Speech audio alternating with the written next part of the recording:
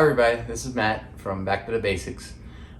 Today we're going to take a few minutes to share with you a family recipe for Polish dill pickles.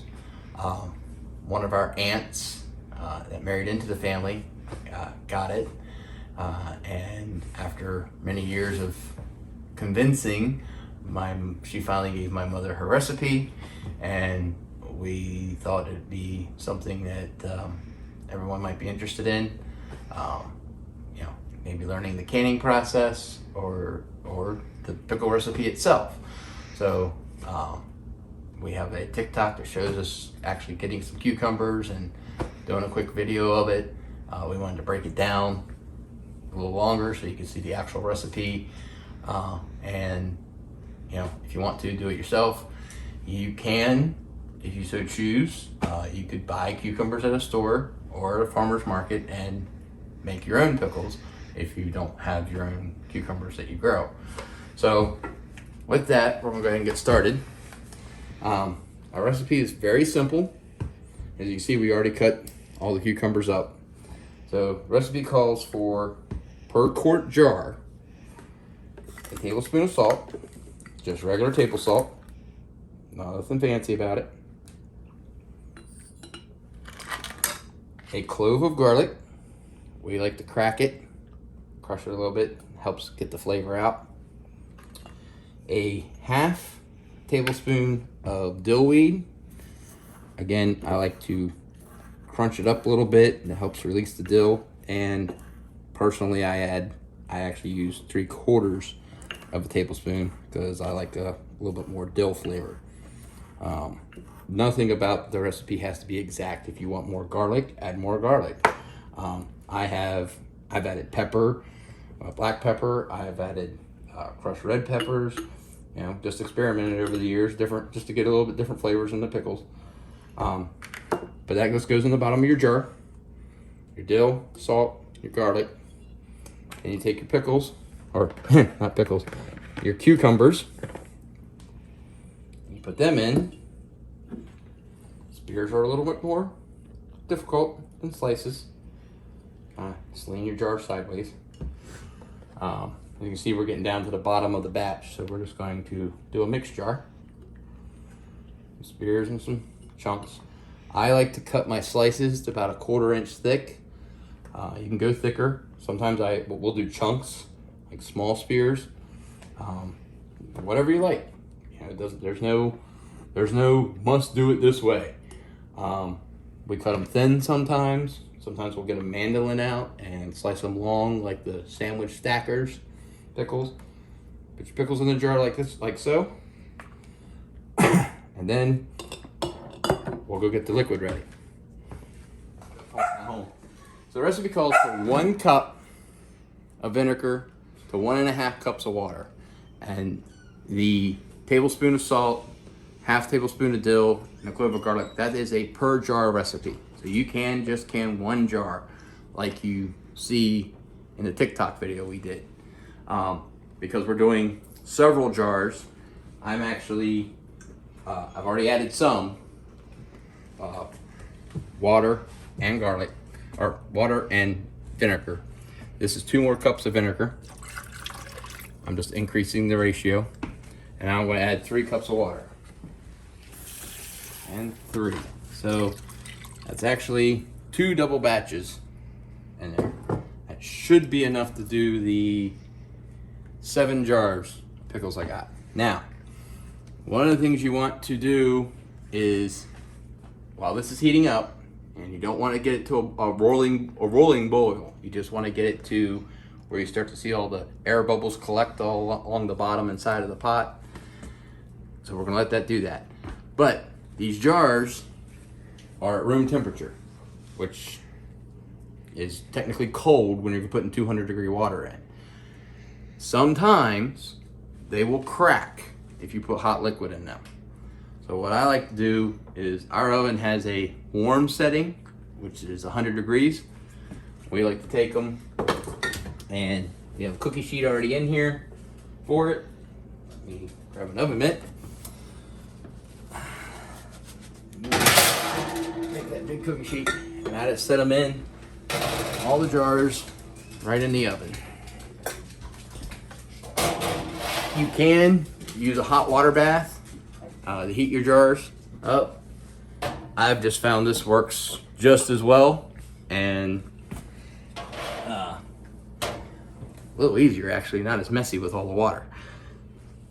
So let's toss those in there, let that start warming up while our solution's heating. We also have our lids. These are in a hot water bath. Use water because of the rubber gasket. I don't want it to dry or crack from the heat.